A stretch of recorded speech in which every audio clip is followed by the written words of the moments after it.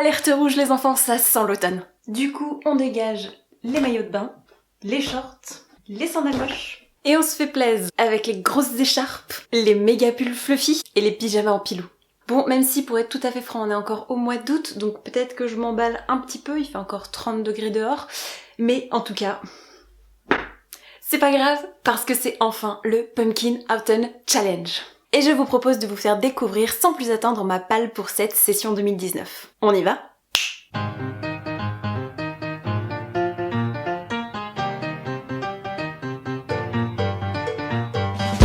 Hello mes petits pains d'épices au maroilles, j'espère que vous allez bien. Je suis ravie de vous retrouver aujourd'hui pour vous partager enfin, après des mois d'attente, ma pile à lire pour le Pumpkin Autumn Challenge session 2019, la tête dans les étoiles. Pour ce faire, je me suis munie de mon petit grimoire dans lequel j'ai consigné toutes ces lectures qui vont m'accompagner du 1er septembre au 30 novembre en cette période halloweeno-sorciero-automnale qui va clairement déboîter cette année encore. Je pense que ça ne surprendra personne si je vous dis que cette année, je me suis encore préparée dans l'optique de valider les 4 menus qui ont été concoctés par Gimoz. Donc sans plus tarder, on se lance à l'assaut du premier menu.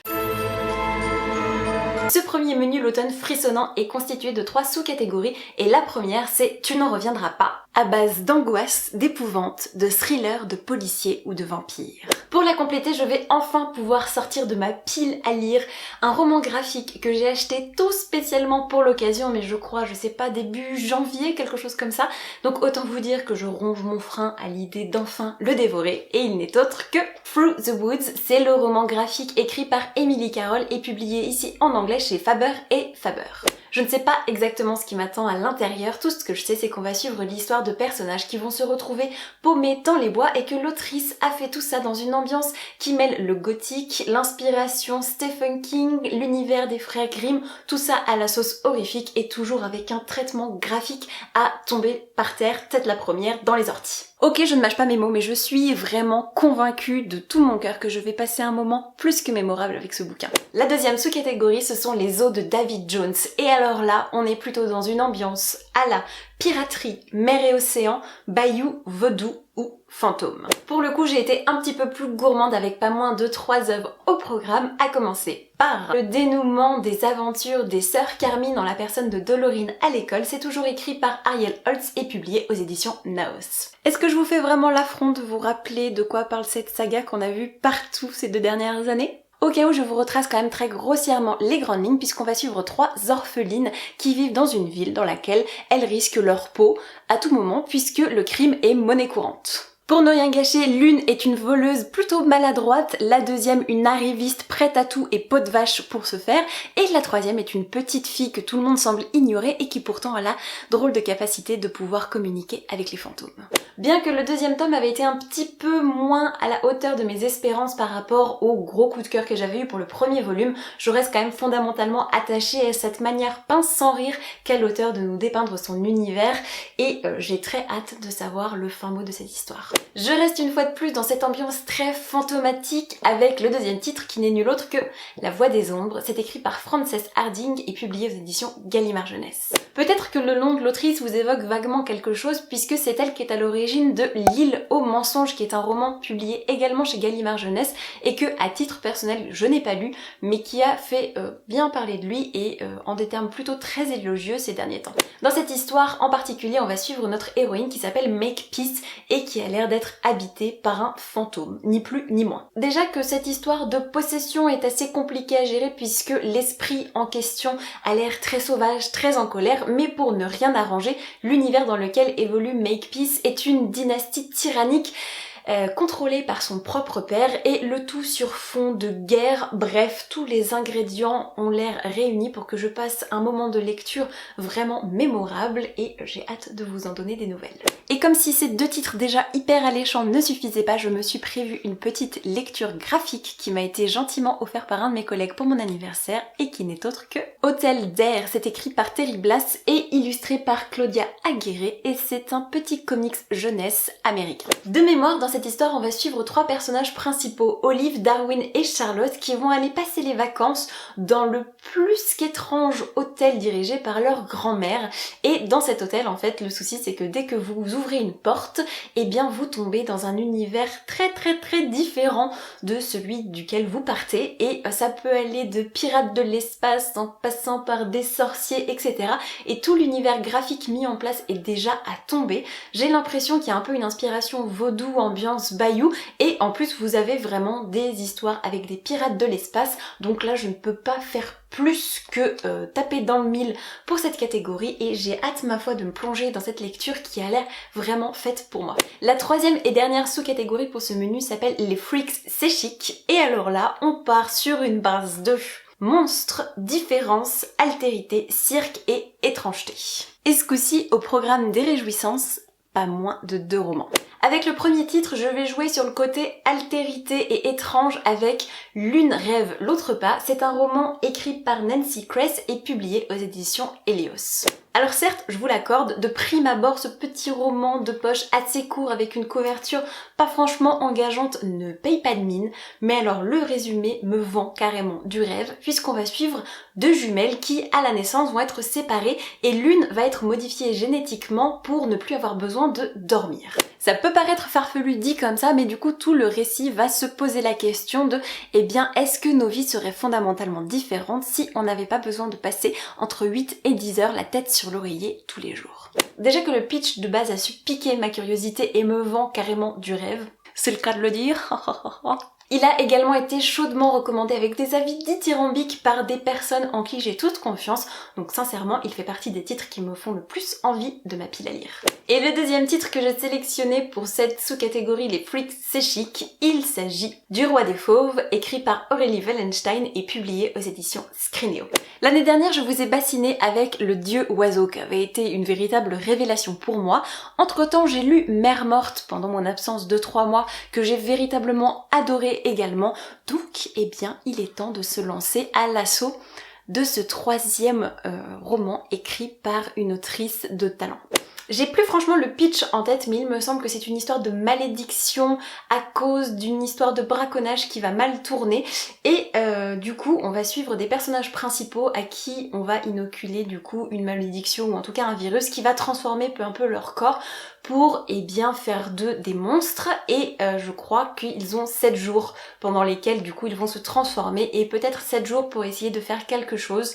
Ça parle d'humanité, de transformation, de bestioles. Je pense que ça va être noir à souhait et j'ai terriblement hâte de m'y plonger. En tout cas, je pense que ça va très bien coller avec cette période halloweenesque. On va se régaler. Déjà, je suis dans les starting blocks avec ce premier menu, mais avec le deuxième qui s'annonce, autant vous dire que les réjouissances ne sont pas prêtes de s'arrêter. Donc je vous propose qu'on poursuive cette vidéo avec le décortiquage de ce deuxième menu qui n'est nul autre que l'automne enchanteur. Et la première sous-catégorie de ce menu s'intitule Down the Sally Garden, et alors là on est à base de poèmes, de romanesque, de gothique ou de romance. Et au programme des réjouissances, un recueil de poèmes et une petite romance. A priori, si je vous parle de poésie, j'ai pas spécialement besoin d'expliciter les mots-clés qui ont retenu mon attention, puisque je vous présente ici le recueil de poèmes écrit par Amanda Lovelace et qui s'intitule The Princess Saves Herself in This One, et c'est publié chez Andrew Macmill Publishing. J'ai pas grand chose à vous en dire si ce n'est que ce sont des poèmes écrits en anglais qui ont particulièrement retenu mon attention puisqu'il y a une touche de féminisme à l'intérieur et que ma foi, j'ai hâte de me laisser porter. Puisque j'ai aussi choisi un roman en VO pour compléter cette sous-catégorie, on va finir par dire qu'elle est sponsorisée par la méthode Assimil, et les plus vieux auront la ref, puisque j'ai choisi de découvrir le roman Red, White and Royal Blue. C'est écrit par Casey McKinston et publié aux éditions St. Martin's Griffin. Là, niveau intrigue, on est sur quelque chose d'assez simple puisqu'on va suivre une romance d'amour-haine entre Alex qui est le fils de la présidente des États-Unis et Henry qui est du coup je crois le prince d'Angleterre.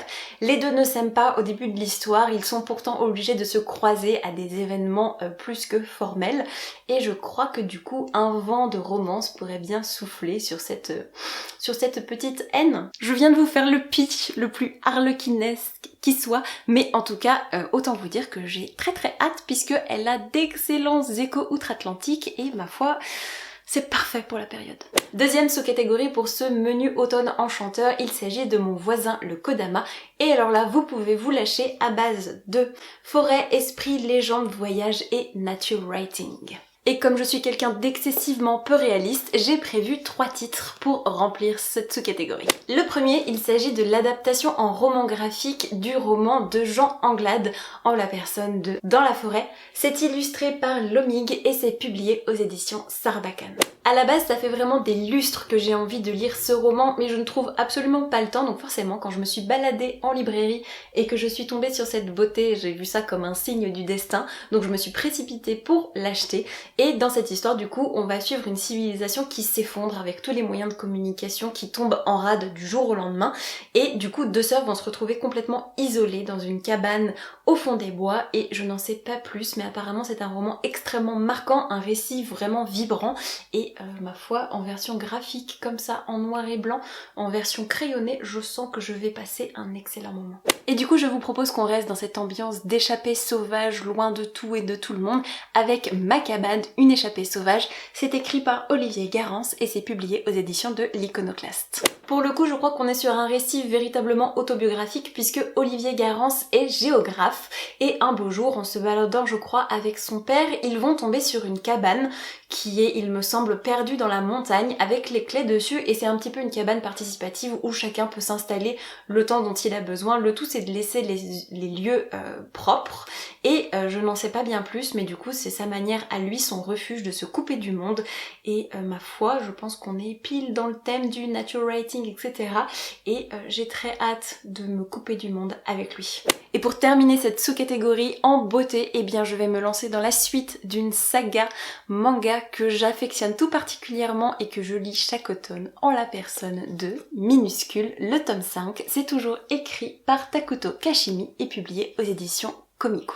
Je radote mais je me permets quand même de rappeler très brièvement l'histoire pour celles et ceux qui ne connaissent pas cette série puisqu'on va suivre Akumei et Mokoshi qui sont 2 petites bonnes femmes pas plus grandes que ça et qui vivent dans la forêt dans une petite cabane et à qui il va arriver des aventures et en fait c'est un récit tranche de vie extrêmement contemplatif, follement bien dessiné, très mignon, dans laquelle elles vont cuisiner, rencontrer des créatures de la forêt, dans laquelle elles vont manger, boire de l'alcool, fabriquer des savons, j'en passe et des meilleurs. C'est vraiment réconfortant à souhait. Typiquement, si vous avez une journée toute pourrie et le moral dans les chaussettes, c'est vers cette série qu'il faut se tourner. Et du coup, j'ai très hâte de me poursuivre ma découverte avec le tome 5. Troisième sous-catégorie de ce menu automne enchanteur qui s'appelle Misty Day. Et alors là, on part à base de dieux, déesses, résurrection, animalité et pour le coup, j'ai trouvé pile la lecture parfaite. Disons plutôt que c'est le prétexte ultime pour enfin me caser une lecture que j'avais achetée exprès en prévision du Pumpkin Autumn Challenge et qui m'appelait comme ça avec de grands signaux dans ma bibliothèque. Cette lecture en question, il s'agit du roman Undead Girl Gang. C'est écrit par Lily Anderson et publié chez Razorbill, donc c'est une lecture VO qui va nous raconter l'histoire d'un gang de filles qui vont subitement toutes mourir dans des conditions extrêmement mystérieuses du jour au lendemain et l'une de leurs amies est persuadée que cette thèse du suicide collectif c'est du pipeau et du coup pour en avoir le cœur net elle va utiliser un vieux grimoire pour ressusciter toute la bande et essayer de mettre au jour le fin mot de cette histoire. Le souci c'est que le sort n'est pas définitif donc elles ont un temps très limité pour arriver à leur fin et le problème c'est que en plus toutes les nanas qui sont revenues à la vie n'ont aucune idée de ce qui s'est passé et de la manière dont elles sont mortes. Donc ça promet d'être assez farfelu, très sympa Très mystérieux et affaire à suivre. Et on enchaîne avec la catégorie suivante qui est méfiez-vous des souliers pointus.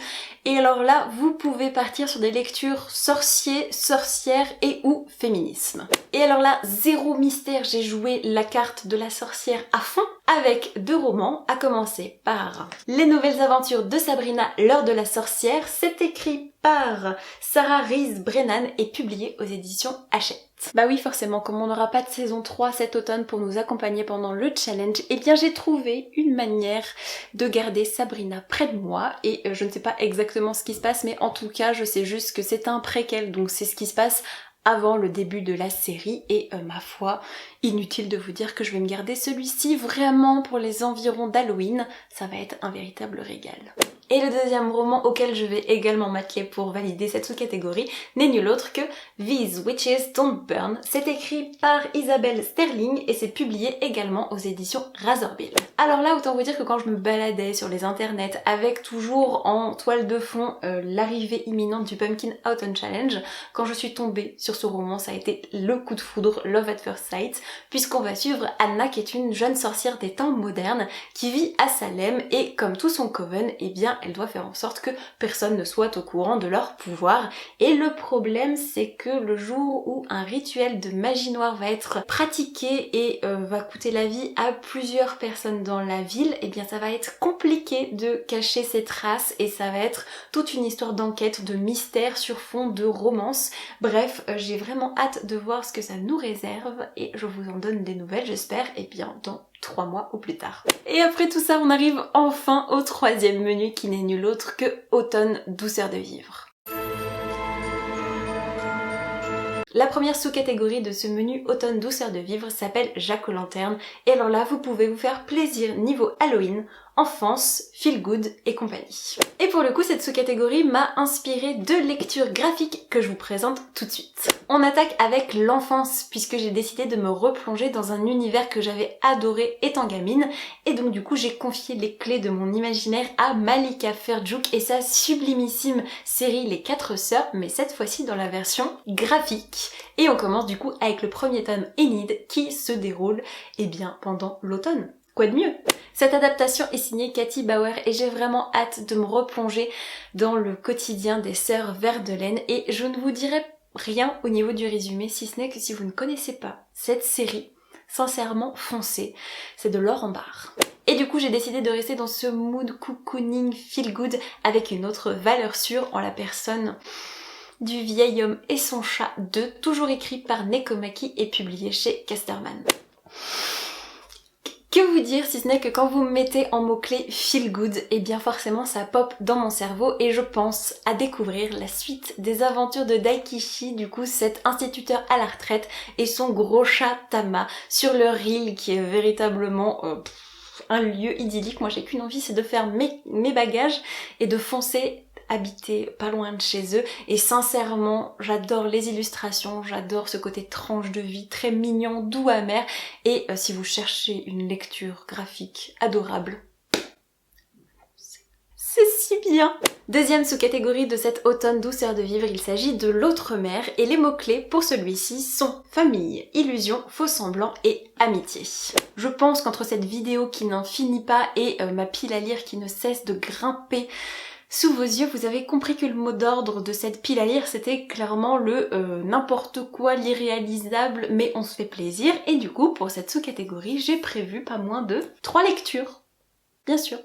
Et on attaque avec le mot-clé illusion et faux semblant avec le fameux Licorne de Nora Sandor, publié dans la collection blanche de chez Gallimard. Ce livre, je pense que vous l'avez vu passer un petit peu partout puisqu'on va suivre Maëla, une jeune fille qui veut absolument devenir une grande influenceuse sur Instagram. Et donc du coup, ce roman contemporain est vraiment une réflexion et une satire sur ce métier d'influenceur et d'influenceuse qui est vraiment un nouveau secteur d'activité qui a été créé au XXIe siècle. Et ma foi, eh bien j'ai hâte de voir la manière dont Nora Sandor va se pencher sur ce phénomène et ce qu'elle a à nous en dire. Autre ambiance, mais on reste dans ce côté illusion, faux semblant, avec un roman jeunesse qui m'a vraiment beaucoup intriguée ces derniers temps et qui n'est nul autre que A Place Called Perfect, et c'est écrit par Elena Dugan et c'est encore une fois une lecture VO. Dans cette histoire, on va suivre Violette, une petite fille qui ne voulait absolument pas déménager à Perfect, qui est donc une ville assez étonnante puisque quand vous emménagez, on vous donne une paire de lunettes que vous ne devez enlever sous aucun prétexte parce que sinon, eh bien, vous devenez aveugle. Déjà, le truc un petit peu intriguant qui vous donne pas spécialement confiance, et apparemment, eh bien, derrière cette ville idyllique, il se pourrait que les rouages le soient beaucoup moins, et j'ai hâte de voir ce que ce petit roman jeunesse a sous le sabot. Et pour ne pas perdre totalement foi dans l'humanité et repartir sur une note un petit peu plus joyeuse, je me suis ensuite arrêtée sur le mot-clé amitié, et j'ai décidé de continuer ma lecture d'une série manga que j'affectionne également beaucoup, en la personne de Au Grand Air, le tome 4, publié aux éditions Nobinobi. Ce titre, je vous en ai tellement rebattu les oreilles que j'ose même plus vous faire un résumé, donc j'essaierai de vous mettre dans le petit une vidéo dans laquelle j'en parle un petit peu plus en détail, mais en gros pour vous rappeler les grandes lignes, on va suivre un club de lycéennes qui partent l'hiver faire du camping dans des endroits déserts et magnifiques, et en gros ça va être juste leur vie au grand air, à base de on se fait des petits plats mijotés, on se donne des astuces et on se raconte notre vie, et moi personnellement c'est un de mes petits plaisirs de la vie, un peu comme Minuscule, quand ça ne va pas je me tourne vers Au Grand Air et j'ai juste envie de prendre un sac à dos, de m'acheter un scooter et de faire comme elle. C'est juste trop bien, allez-y, foncez, c'est génial. La dernière sous-catégorie de ce menu s'appelle un cinnamon roll et un chai latte à emporter s'il vous plaît. Et alors là c'est très simple, il faut lire une nouvelle ou un recueil de nouvelles. Et là c'est le moment un peu honteux de la vidéo où j'essaye de vous caser ni vu ni connu une relique de ma palle de l'année dernière que du coup je n'ai toujours pas lu forcément. Tada! Vous l'aurez donc sans doute reconnu, il s'agit de A Language of Thorns, c'est écrit par Leigh Bardugo et c'est donc le recueil de contes qui prend lieu dans le même univers que Six of Crows et Grisha. Je n'en sais pas plus, c'est juste somptueusement illustré et parfait pour la saison, et je sais pas pourquoi je l'ai pas lu l'année dernière, je pense que pareil j'avais vu un petit peu trop grand et j'ai pas trouvé le moment de me caler sa lecture, et pourtant c'est pas l'envie qui m'en manque, donc j'espère bien rattraper cet impair cette année, et n'hésitez pas si vous l'avez dans votre pile à lire à me faire signe pour qu'on se fasse, je sais pas, une petite lecture commune, ça pourrait toujours nous motiver. Et on arrive enfin au dernier menu de ce Pumpkin Autumn Challenge 2019 qui n'est autre que l'automne astral. La première sous-catégorie de ce menu n'est nulle autre que You Are Just Sane As I Am, et alors là vous pouvez vous faire plaisir à base de lune, étoile, espace, astronomie, astrologie et clairvoyance. Donc je pense que là il est à peu près clair pour tout le monde que je n'arriverai jamais à lire le quart de tout ce que je vous présente depuis tout à l'heure, mais sait-on jamais, pour valider cette sous-catégorie j'ai décidé de lire La Voix des Oracles, le premier tome, Tia, c'est écrit par Estelle Faye, et ici j'ai la version publiée chez Folio SF. Je crois qu'à la base ce roman il était sorti en grand format chez Scrineo et ça fait des années que cette histoire m'appelle sans que pour autant j'y aille, et je sais pas pourquoi, mais en gros dans cette histoire on suit Tia qui est une oracle et la fille d'un éminent général romain qui va être contrainte de fuir et de se cacher parce que forcément dans l'Empire romain petit à petit les chrétiens sont en train de doucement prendre le pas sur tout le reste, et forcément quand vous êtes oracle c'est pas très bien vu, donc pour sauver sa peau elle va s'enfuir. Je ne sais pas exactement ce qui se passe ensuite, mais en tout cas on est en plein dans l'intitulé, ça a l'air hyper intriguant et je n'entends que de bons échos sur la plume d'Estelle Faye, donc ma foi ça va peut-être être l'occasion de la découvrir à mon tour. La deuxième sous-catégorie de ce menu s'appelle Rêvons-nous de moutons électriques, et pour le coup on doit se concentrer sur des lectures qui mettent en avant le rêve, des histoires de science-fiction, d'androïdes ou alors de post-apocalyptique. Niveau inspiration, j'ai clairement plus été appelée par le côté science-fiction et rêve, donc du coup j'ai prévu deux lectures. La première autour du rêve, c'est Le Faiseur de rêves, écrit par Lenny Tyler et publié aux éditions Lumen. Cette duologie, j'étais assez craintive en fait quand je l'ai vue sortir il y a je crois 2 ans de ça, et en fait depuis j'en entends que d'excellents échos comme quoi l'univers est très original, la mythologie est hyper bien pensée, donc du coup je me dis que ça peut être l'occasion d'enfin partir partir à sa découverte. Niveau résumé, je ne l'ai plus trop en tête et comme j'ai pas envie de me spoiler, je ne l'ai pas relu, mais je crois que c'est à base de dieu déchu, de malédiction, d'un jeune garçon qui va voir une muse dans ses rêves et qui du coup va partir dans un pays désertique pour essayer de dénicher d'anciennes légendes enfouies. Quelque chose dans cet esprit-là. La deuxième lecture qui va m'occuper pour cette sous-catégorie, c'est beaucoup plus du côté science-fiction, avec Cadavre exquis, c'est écrit par Augustina Basterica et c'est publié chez Flammarion.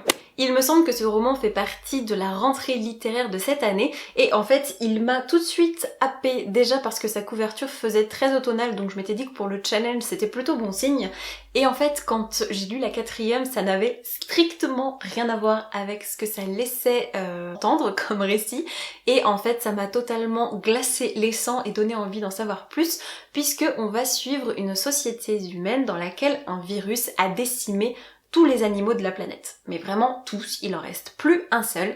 Et du coup, pour assurer sa subsistance, eh bien, les hommes décident de créer une espèce de sous-espèce humaine qui sera destinée uniquement à l'élevage et à l'abattage, eh bien, pour pouvoir continuer à consommer de la viande.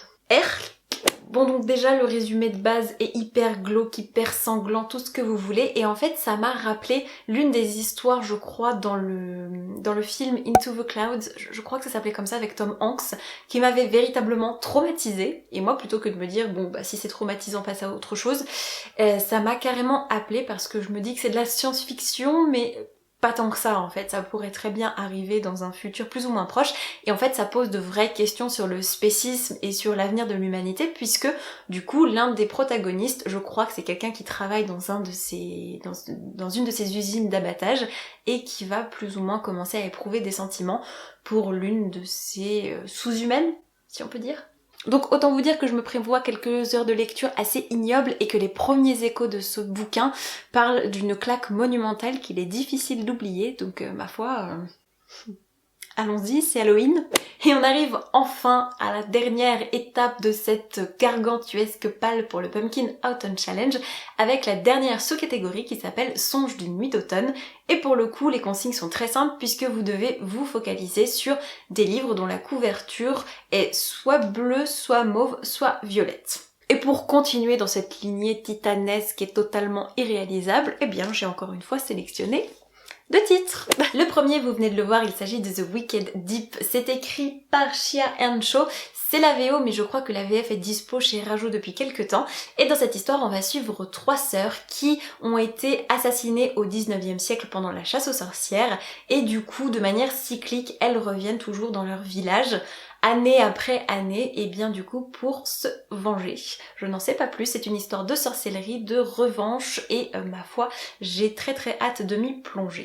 Une fois n'est pas coutume, sinon il ne serait pas dans cette pile à lire, et j'ai l'impression de vous dire la même chose pour chacun des bouquins que je viens de vous présenter. Et en plus c'est vraiment une belle bête là, niveau couverture, on est vraiment sur une nuit d'automne qui donne envie. Et le dernier livre qui du coup va clore cette débauche, il s'agit d'un manga qui n'est autre que Deep Sea Aquarium Magmel, le premier tome. C'est écrit par Kiyomi Shugishita et c'est publié aux éditions Vega. Une fois encore, on est vraiment dans le respect des couleurs avec du bleu et du violet dans des tendances très dominantes. Et dans cette histoire, on va suivre du coup un jeune homme, Kotaro, qui est passionné par les créatures sous-marines et qui du coup va réussir à se faire embaucher dans le grand aquarium de sa ville. Je n'en sais pas plus, je crois que son père travaillait aussi dans ce milieu. Je ne veux pas en savoir davantage, mais ma foi, moi qui ai une peur bleue des fonds sous-marins, les poissons me dégoûtent au plus haut point, j'ai quand même pris le taureau par les cornes parce que les dessins sont vraiment somptueux et que je n'entends que de bons échos sur cette série, donc ma foi je vais essayer de surmonter cette phobie qui est la mienne et ma foi ce sera le challenge de cet automne pour essayer de me plonger du coup dans les aventures de ce jeune homme. Et voilà, la présentation de ma pile à lire pour ce Pumpkin Autumn Challenge 2019 est enfin terminée et j'espère que vous aurez pu y piocher quelques idées pour votre propre palle. N'hésitez surtout pas à me la partager dans les commentaires, j'adorerais qu'on puisse se donner tous ensemble des tuyaux, des astuces, des idées lecture et puis je pense que de toute façon ce que je vous ai présenté est amené à bouger, à évoluer parce qu'en plus il y a plein d'achats courant septembre, octobre-novembre qui me font de l'œil, donc il y a moyen que ça change. N'hésitez surtout pas en tout cas à venir discuter du challenge avec moi en commentaire, j'ai hâte de vous lire. Et puis comme d'habitude, je vous souhaite de merveilleuses rencontres de papier et je vous dis à très vite pour la prochaine vidéo. Ciao ciao!